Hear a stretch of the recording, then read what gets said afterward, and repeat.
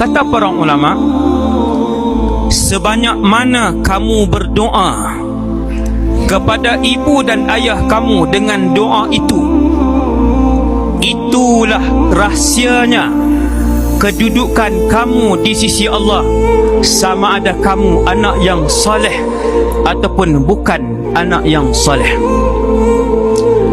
Tuan-tuan dalam masjid ni, tuan-tuan nak tahu Allah panggil tuan-tuan anak soleh ataupun tidak?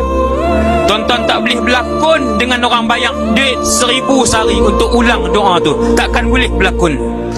Sebab orang yang dalam akaun dia ada ratusan juta, dia sendiri tak boleh nak sebut doa tu.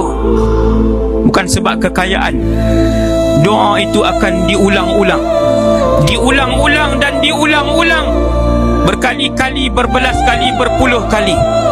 Apabila seseorang itu sememangnya dia berkhidmat dan melakukan ihsan, ketaatan, kebaikan kepada ibu dan ayahnya secara ikhlas dan diiktiraf oleh Allah Subhanahu wa ta'ala.